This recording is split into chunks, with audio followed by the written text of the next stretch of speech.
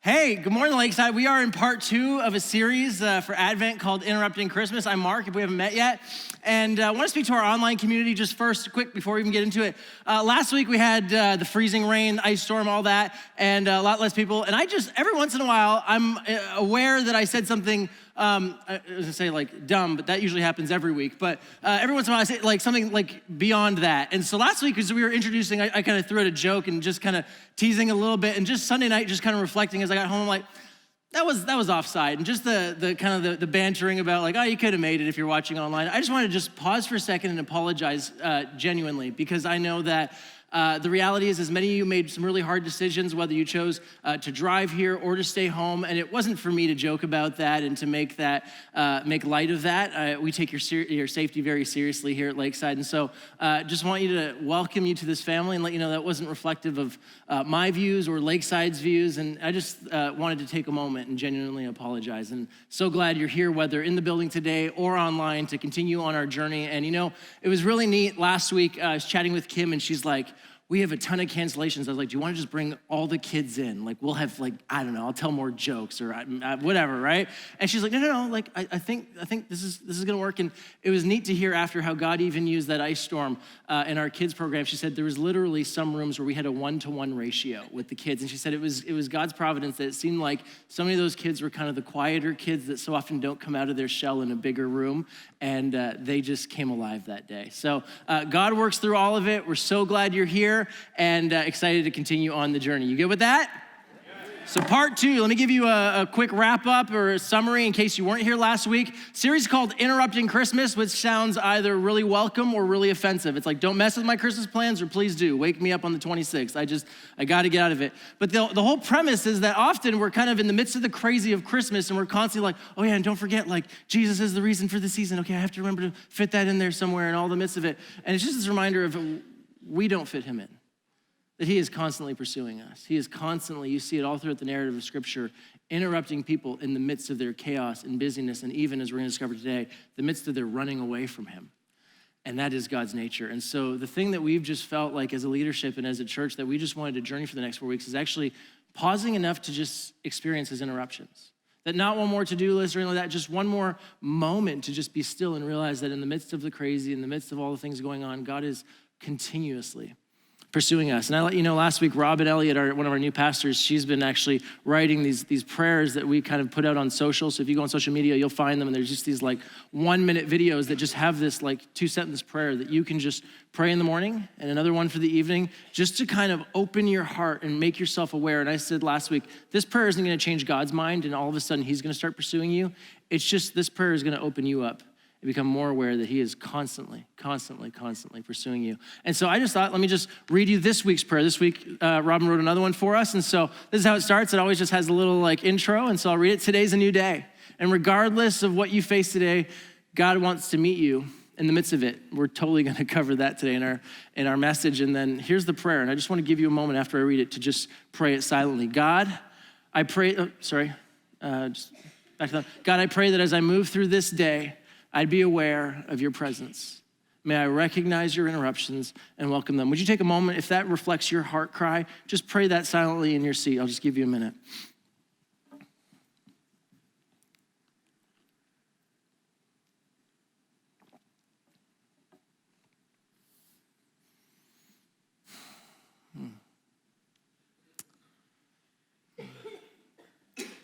And Jesus, even for those who are here today who, as Brian said, are maybe just exploring, wrestling, questioning, not sure if you even exist, they can pray that prayer too. If you want to interrupt them, that you're welcome, even if they're not quite sure if you're real or if you're good. We give you permission, Jesus. Amen. Well, have you ever had that moment where you experienced something as you got older and you thought, that's not what they told me when I was a kid? You ever had that? You ever had that moment where you're like, I feel like my parents left that detail out. I feel like my science teacher didn't cover that.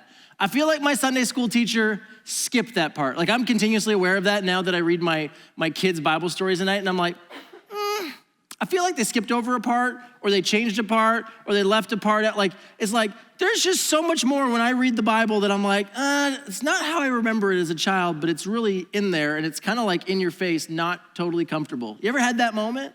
Like you have that moment where you realize like Paul is this incredible man, and he's written half the New Testament, and he's responsible for getting the message of Jesus, all the way across the Mediterranean rim, like just incredible life. And you find out like in his previous life, he was a guy who was just continuously getting Christians beat up for their faith.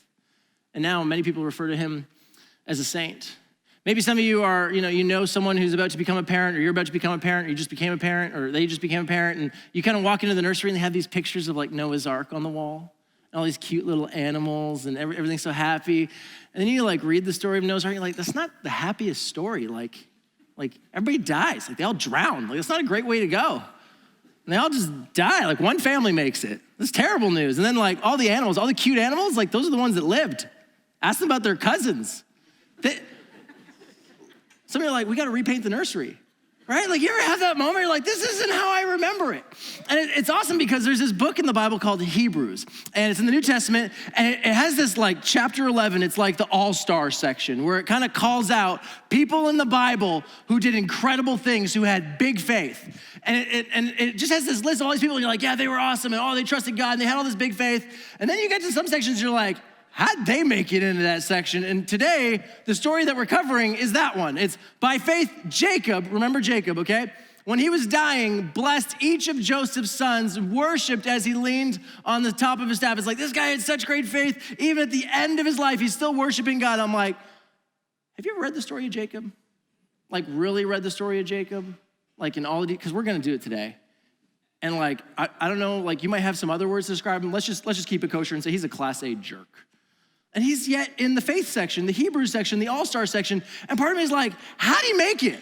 How'd he get there? And so what we're gonna do is there's about like 7-8 chapters that cover his story in detail. That'd be a lot for us to try and cover. So we're gonna take like a 30,000 foot view of Jacob's life story and kind of airdrop in every once in a while and read a few verses and get an idea of what's going on and move to the next section. And we're gonna discover something that's gonna blow your mind, and you'll never be able to look at the story of Jacob again, but it's amazing. And that's what I always tell people. I'm like, there's things that aren't as they seem, and when you start to see them as they actually are, you start to get uncomfortable. And I always say, draw closer, because you realize that even though it's messy, there's something really, really beautiful to discover about God's nature in the midst of it. That's what we're gonna do today. So, story of Jacob, Genesis chapter 25 to 32 is where we're going today. It might be hard to kind of track along in your Bible, so just feel free to just listen. I'm gonna have it on the screen, and you can take notes and always read the story later. But Jacob is born to parents Isaac and Rebekah, and they struggle like many couples to have children, and they for decades literally cannot have children. And so Isaac's praying and just wanting children, and eventually they have children. And they get pregnant, and they actually have twins. And so that's where we pick up the story, and we're gonna start reading there. So, when the time came for her to give birth, there were twin boys in her womb. They were womb mates. Okay. we had family Christmas yesterday, and we were doing dad jokes. It was so much fun. Anyway, my mom's here, by the way. My mom's here. She's a raging extrovert. She'd love to chat with all of you after. She's not, but you should still talk to her after. The first to come out was red, and his whole body was like a hairy garment. Sometimes kids don't come out, in all the glory that you see in those photo shoots on Pinterest, right? They named him Esau. Okay, Esau, you've heard this name probably. Let's continue to the next one. After this, his brother came out with his hand grasping Esau's heel, so they named him Jacob, okay? Esau literally means hairy. That's literally, it's just like, let's call him Harry.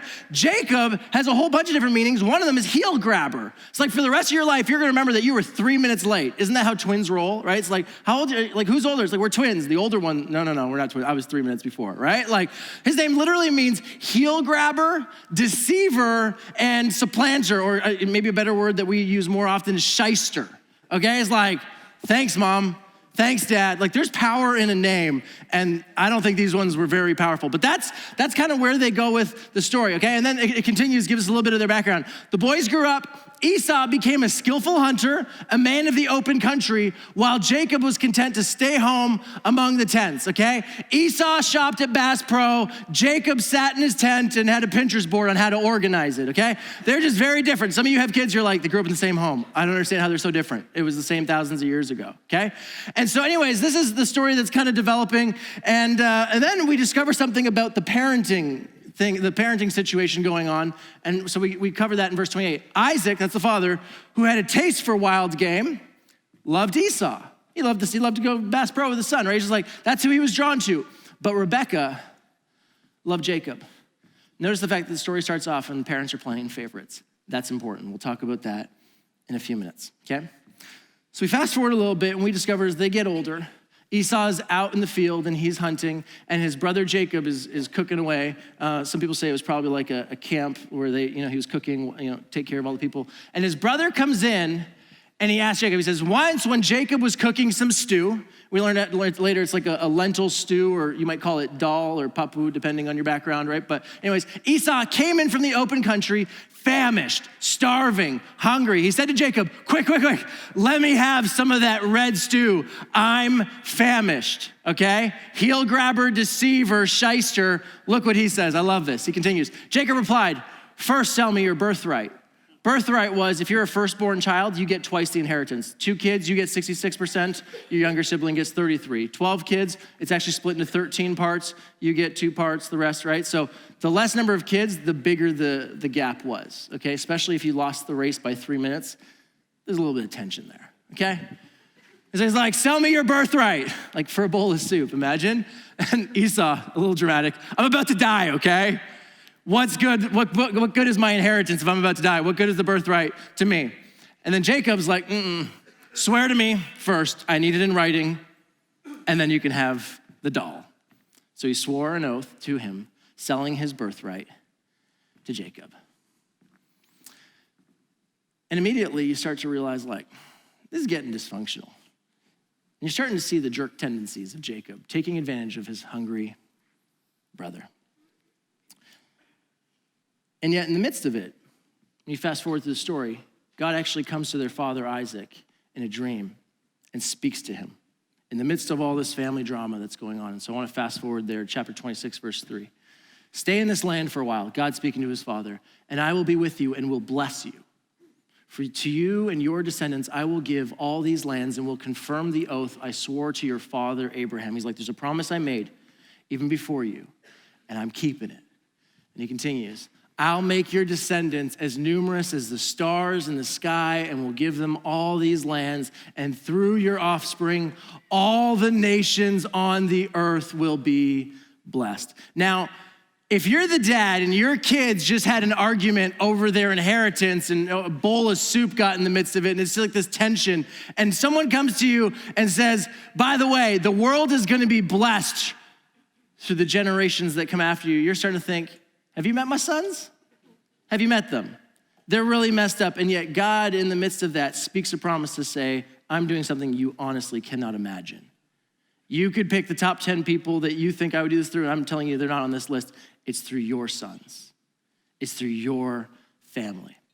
And then right after that, to add insult to injury, Esau goes off and marries someone from another tribe, an enemy, and it literally says that his parents were embittered. It just like broke their hearts. And so you just imagine, right? It's like God has spoken. It's like, I'm gonna do something. And then another problem comes. And some of you live this out all the time because it feels like whenever God says he's gonna do something, whenever you get the sense that you're on the edge of a breakthrough, then things break down.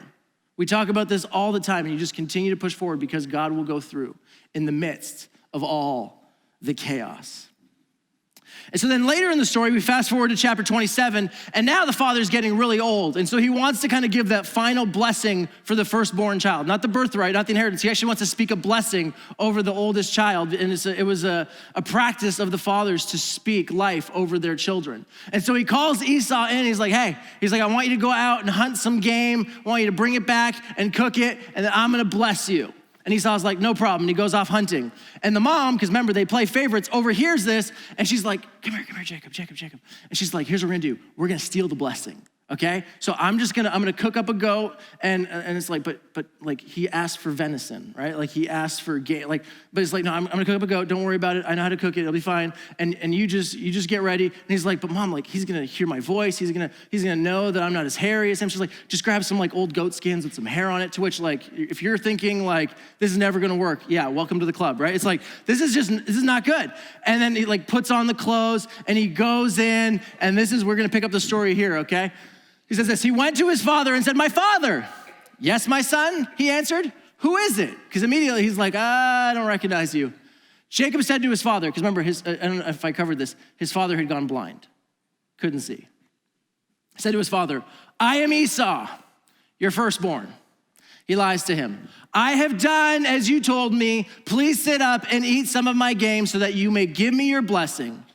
Isaac asked his son, how do you find it so quickly?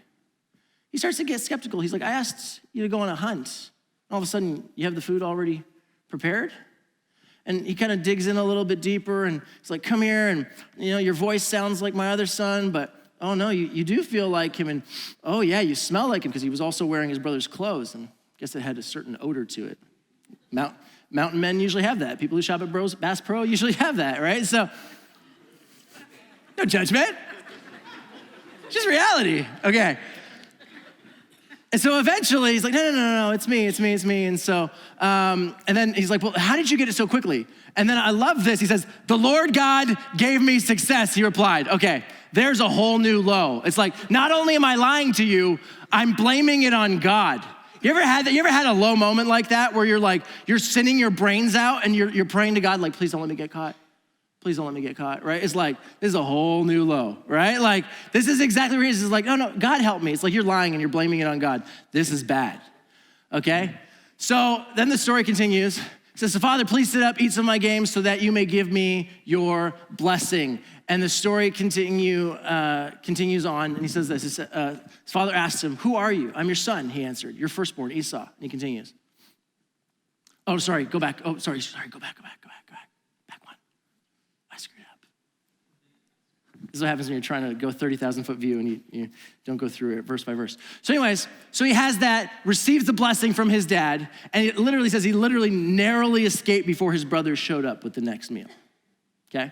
And so then, there it is. Back one.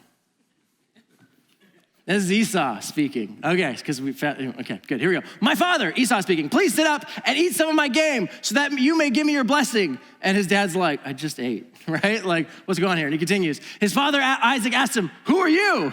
He's like, I'm your son, he answered, your firstborn, Esau. And I want you to pay attention to what happens next and just sit with this. Isaac trembled violently. Just imagine this elderly man. I always ask myself, I'm like, how did he fall for it? How did he not know the difference between venison and lamb? How did he not realize that this guy was just wearing goat skins?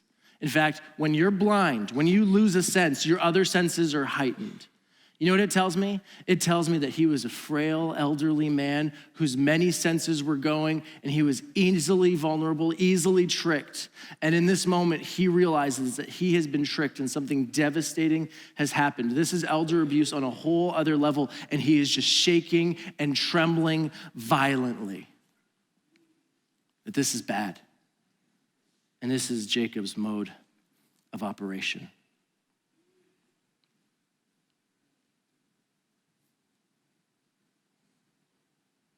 And you say, how did he end up in the Hall of Fame of people with big faith?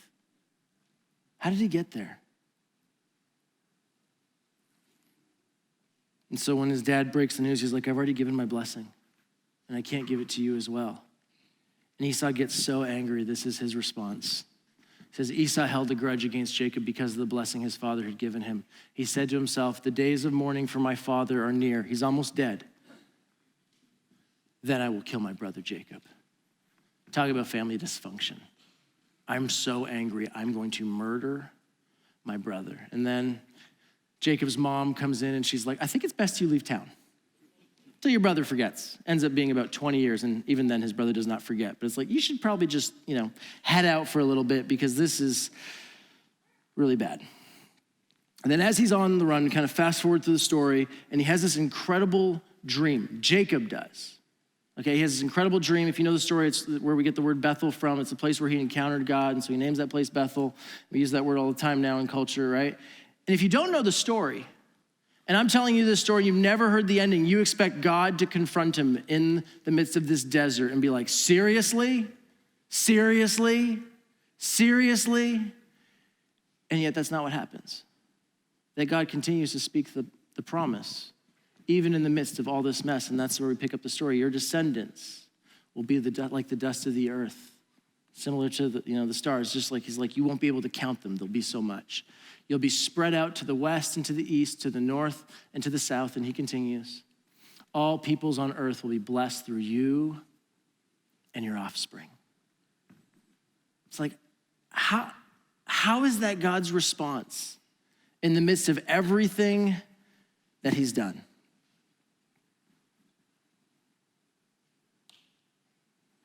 And then, I love this.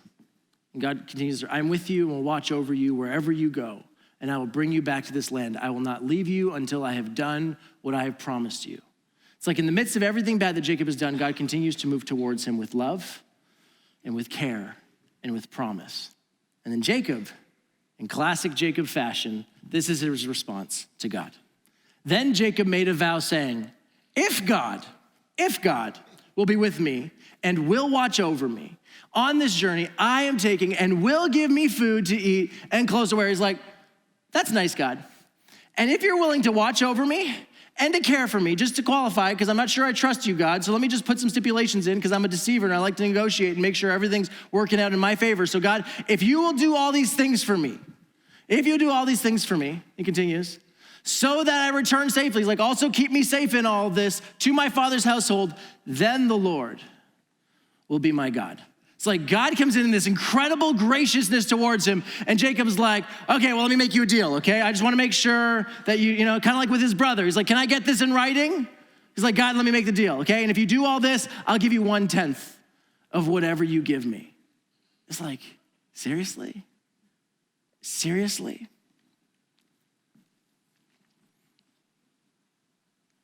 I don't know about you, but like there's this thing in me that's like, you little. And as I pause in the middle of the story, I see that God interrupts us, even when we don't have our stuff together. And he doesn't decide for us. He doesn't sit 100 yards away and think that person will never receive the love I have for them, so I'm not even gonna try. He does not decide if he's gonna interrupt us or not, depending on our attitude and the response that he knows he's gonna get. Story continues, more dysfunction. Chapter 29, I don't recommend using as a bedtime story for your children. Jacob now falls in love. And he falls in love with a woman named Rachel, and he goes to the dad, and he's like, I'd like to marry your daughter. And the dad's like, well, you have to work 7 years before you can marry her, which was cultural practice. There was a practice where basically you had to give a certain amount of years' wages to your father-in-law, and your father-in-law was supposed to keep that in a trust in case you ever ran off with someone else or did something horrible, and now that woman was left to fend for herself thousands of years ago. It was a horrible culture. So the father would always hold that money in case you didn't keep your word and keep your vows for life.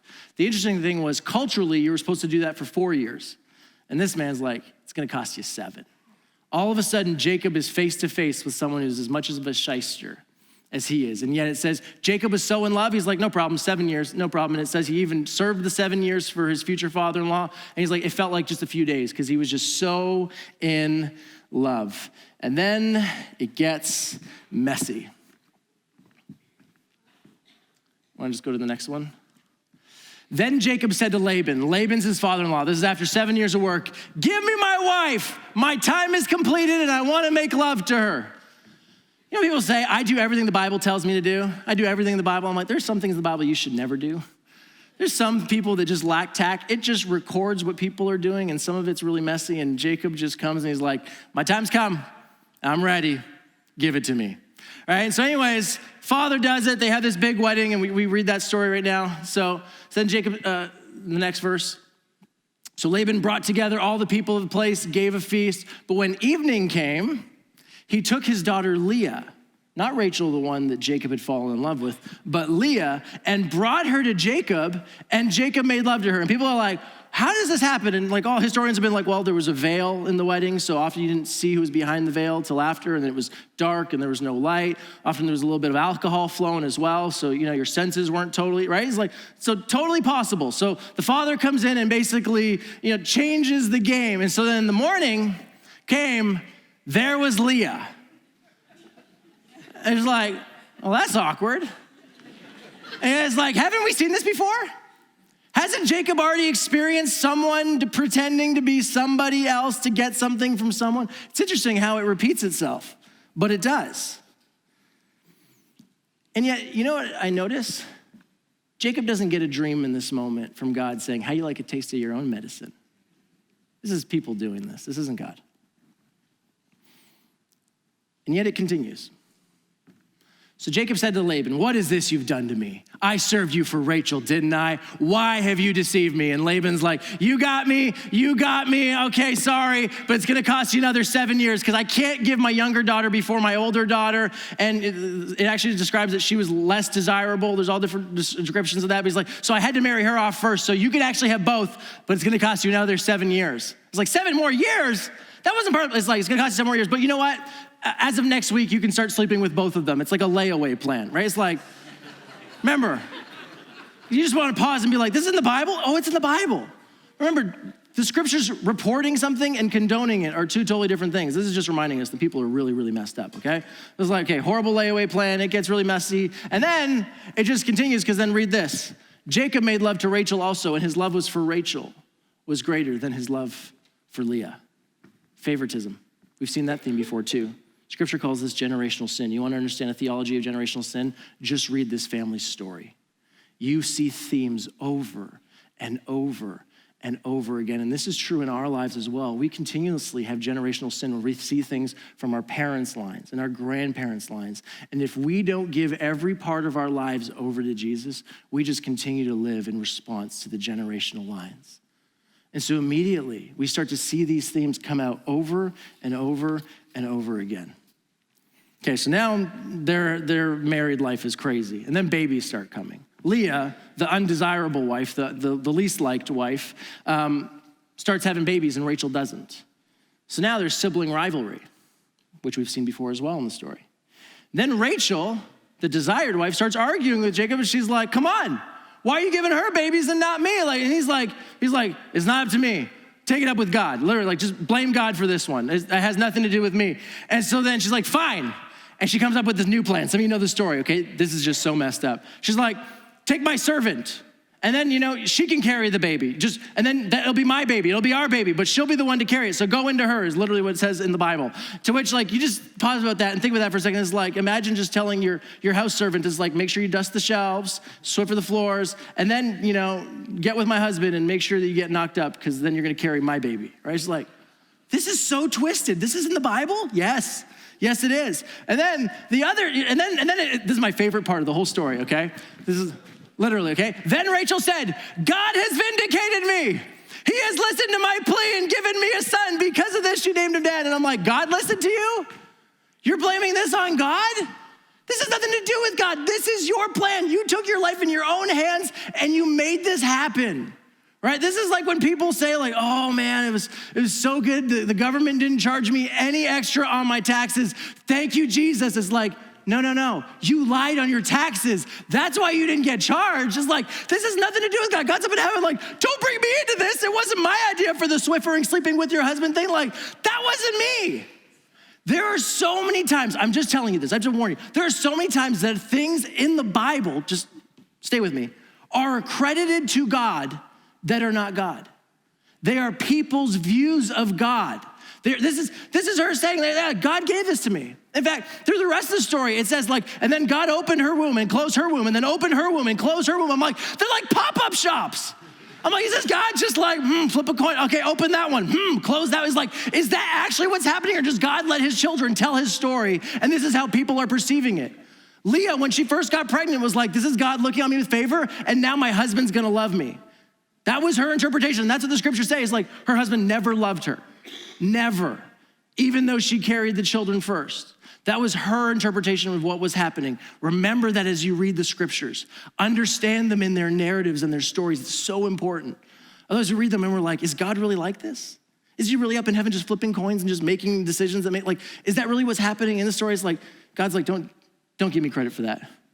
That wasn't me, that was her, reading her narrative and what God was doing in that moment.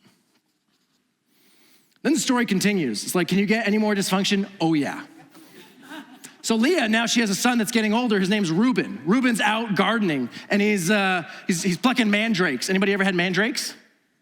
Didn't think so. They don't grow in Guelph. But they're these like the potato family, and they have these little flowers, these little fruits. And so then Rachel's like, hey, can I have some of your son's mandrakes?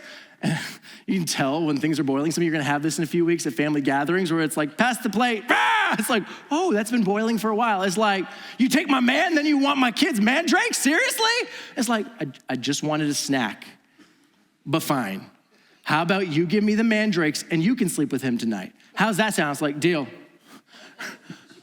To which, like, part of me is like, poor Reuben, right? Like, goes to school the next day. He's like, hey, I saw you in the field plucking mandrakes. Did you bring any for a snack today? He's like, I don't want to talk about mandrakes, bro. You just imagine, right? It's just like, this is so messed up. And then it says that night, Jacob gets home. So Jacob came in from the fields that evening. Leah went out to meet him. You must sleep with me, she said. I've hired you with my son's mandrakes. So he slept with her that night. To which is like, okay, there's so much dysfunction. You can preach about every one of these people, but we're just zeroing in on Jacob and how messed up Jacob is, okay? Like in that moment, Jacob had a choice. It's like when your 7-year-old came home in the 90s and was like, I'm not gonna eat lunch for the next 6 months because I traded it for 2 pogs and a Tamagotchi. It's like, give the Tamagotchi back, bro. It's like Jacob's like, oh my gosh, mandrakes? Like, have they already been eaten? Is there no going back? Fine, right? Like, it's just like, what is happening in this story? Like, this is atrocious, and yet this is what's happening.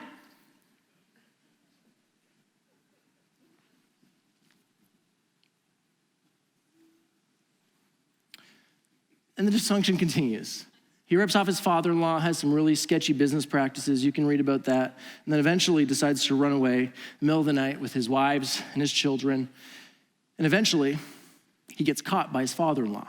Because when you're trying to run away in ancient times and you're bringing children and family with you and cattle that you've stolen illegitimately, you move slowly. So his father-in-law catches up with him. And right before his father-in-law catches up with him, you can imagine what this father-in-law is ready to do to him. God gives the father-in-law a dream. He says, don't harm Jacob. Seriously. I kind of imagine God coming and being like, have at it. Give it to him. But he doesn't. He's like, don't harm him. Don't harm him. And so he doesn't. The story continues, and God continues to interrupt Jacob's story, even though Jacob continues to be a mess. He continues to give him dreams. He sends him an angel to talk to him, just continually, over and over again. 20 years later now, Jacob is about to interact with his brother for the first time in decades. And he hasn't changed. Let's look at the story. Chapter 32, Jacob sent messengers. So he's getting ready to meet his brother. He sends messengers ahead of him to his brother Esau in the land of Seir, the country of Edom. He instructed them. Jacob's the deceiver. He always has a game plan for how he's going to get out of a tough situation. He instructed them, this is what you are to say to my lord Esau. Your servant Jacob says, he's like, tell him I'm his servant. Make him happy, okay? I have been staying with Laban, that's his father-in-law, and have remained there till now. He's like, let's not focus on the fact, and maybe he's forgotten about the fact that I stole his birthright and his blessing and had to leave town because he was going to murder me. Just remind him that I was just visiting family for the last 2 decades, okay? And that's the reason why we haven't connected, and I've remained there till now. I have cattle. He's like, let's make sure we bribe him, and donkeys, sheep and goats, male and female servants. Now I am sending this message to, he's like, guys, get this wording right. Call him my Lord. Let him know that I'm just here to serve him in his every need, that I may find favor in his eyes. And the messengers come back. When the messengers come back to Jacob, they said, we went to your brother Esau, and now he's coming to meet you, and 400 men are with him. What's up? 400. It's like, I think even the descriptions in the Bible, like at one-on-one, Esau would have won anyways, but he brought 400. And in this moment, we see Jacob just in desperation crying out to God, and almost like this reflection moment of like, God, you have been good to me, and you have been pursuing me. And he just kind of reflects on those moments, and he's just like, please, please, please, please, please help me. It's like his come to Jesus moment. And that night, Jacob got up and took his wives, his 2 female servants, and his 11 sons and crossed the ford at the Jabbok. Couldn't sleep, and he continues. After he had sent them across the stream, he sent over all his possessions. And it actually lists out the way in which he sent the greeting party. He literally sent all his servants, all his animals, all his flocks, and then it literally lists out his children and his wives in order of how much he liked them. Literally, it was like the least liked wife, then the more liked wife. He literally is putting everyone up front between him and his brother, who has every reason to want to kill him, including his wife and his kids. It's like, seriously, Jacob, seriously. And then this happens. So Jacob was left alone, and a man wrestled with him till daybreak. And it's kind of a strange story. It's the middle of the night, and all of a sudden he can't wait, he can't sleep. He sends his family on ahead, and all of a sudden he's in this wrestling match with, it just says a man. He has no idea who he's wrestling with. Not the first time he's physically intertwined with someone in the middle of the night whose identity he has no idea of. And yet what we learn later on in the story is that God has physically come in human form and is wrestling with him. Theologians call this a Christophany. That Jesus Christ actually there, God in the flesh, wrestling with him. And it gets intense. When the man saw that he could not overpower him, when God saw that he could not overpower him, he touched the socket of Jacob's hip so that his hip was wrenched, and as he wrestled with the man. And some of you are like, why would God show up? And how did he even stand in the presence of God and not drop dead? Like, what is happening in this story? Like, it's so strange. And yet, to me, it fits perfectly with the narrative of Scripture and the nature of God. That Jesus comes to people, when you look at the life of Jesus, and he's constantly entering people's story exactly where they're at. And you almost get this feeling like God's just been interacting with him, dream, angel, speaking to him, all this stuff. And then finally, it's like the headset comes off. He's like, I'm going in. And he's just like, Jacob, you're always wrestling with everybody. You're always wrestling with me. Game on, let's go. And they start wrestling. And Jacob has no idea who he's wrestling with, but he's like, is Esau? Did Esau sneak up on me? Like, what's going on? And he just will not stop. He will not relent. And so finally, God is just like, and then all of a sudden he's just like, boop. It literally says he just touched him. Like the same word that's used when Eve said, if we even touch the fruit, we'll die. It's like, if we even touch it, he's just like, it's like, boop. It's like, ah. His whole hip socket dislocates. In fact, some translators say it actually shattered in that moment. And then the story continues. It's like, then the man said, let go of me, for it is daybreak. But Jacob replied, I will not let go unless you bless me. It's like in that moment, Jacob has this realization. He's like, this isn't some human being that I've been wrestling with. Then all of a sudden he realizes that this person is divine, that he has the ability to touch him and shatter his entire hip. And he's like, I just want to be blessed by you. I've just had this incredible encounter and I want to be blessed by you. And the man asked him, what's your name? Jacob, he answered. And the man said, your name will no longer be Jacob. But he continues, but Israel, because you've struggled with God and with humans and you have overcome. And Jacob said, please tell me your name. But he replied, why do you ask my name? And then he blessed him there. So Jacob called the place Peniel, saying, it is because I saw God face to face, and yet my life was spared. Some of you are like, how could this have been God? In the Old Testament, we see stories where people are told if they even look onto the presence of God, they will drop dead. And somehow God comes in, he doesn't even win the wrestling match. How can this be God? And what it tells me is that God is all powerful, yet he can hold back his power because he's so gentle and he engages with us directly. It's hard for us to understand in a world of power and control, but God enters into the midst of Jacob's story. He interacts with him where he's at, and finally he's like, I just need to show you who I really am. That I'm willing to get down in the dust with you. I'm willing to wrestle with you. I'm willing to sweat with you. I'm willing to be with you. And in the midst of this incredible encounter, which leaves so many questions in my mind, he blesses him. And the way he blesses him, he's like, no longer heel grabber, no longer deceiver, no longer shyster. He's like, I'm giving you a new name. And this is always God's nature. He's always calling out people's destinies.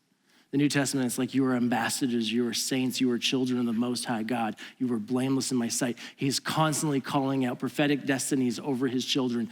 And in this incredible mess of a life, God's like, I have continually pursued you, and I haven't stopped, and I still have a destiny for you, and I'm calling you to it now. And I just want to go back to Hebrews 11. Go forward up to Hebrews 11. You can just find it in a second. And we actually find out that from that moment, he was forever changed, because it says the next day he went to meet his brother, and he didn't send his army and his stuff and his wives and his children and hide in the back like some coward who's trying to protect himself. It said he went to the front to meet his brother. All of a sudden he had this radical encounter, and he was all in. And then we get to the end of his life, and thousands of years later, the writer of Hebrews is saying, in reflection on Jacob, a crazy mess of a life, when he was dying, he blessed each of Joseph's sons and worshiped as he leaned on the top of his staff. In that one verse, we learn so much about the life transformation. He blessed every son.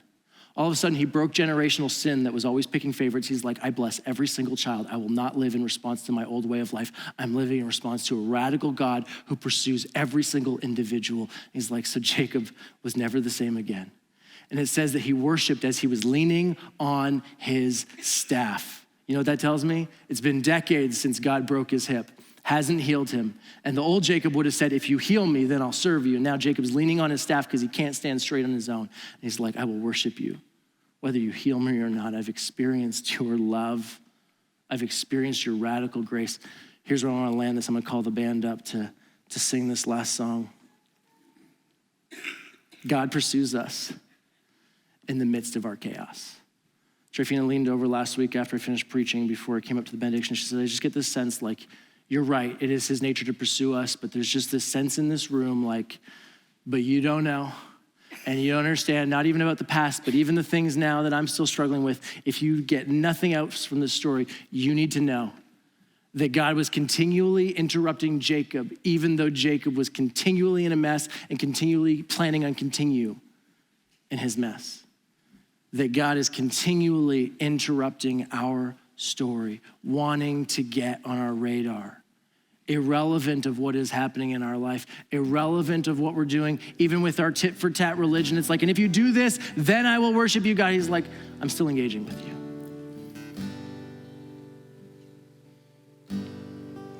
As we move towards Christmas, well, Jesus is the climax of the entire Old Testament. It is God's nature to pursue us, and not just to pursue us, but to pursue us, as we learn with Jacob, continually. And so I just want you to know, as we stand to sing the song in a moment, that God is continually pursuing you. No matter what you've done, are doing, have plans to do, he has a plan for your life, a prophetic destiny over your life. That's how radical his love is. So would you stand? And we're gonna sing this song, and our prayer teams are coming up right now to the crosses. If you want to actually have prayer as we sing, I invite you to come forward and be prayed for. But we're just gonna declare this right now with everything that we have. This is the truth of who God says we are. Those words, who can be against us? If God is for us, who can be against us? They come right out of one of the New Testament writers, Paul, saying that. What can we say in response to these things, to the incredible love of God? If God is for us, no one can be against us. God bless you this week. If you need somebody to pray for you, members of our prayer team will be here at the front for several minutes after the service. Make your way forward and let someone pray with you. For the rest of you, bless you as you go off this week and as you let God interrupt your life and pursue you.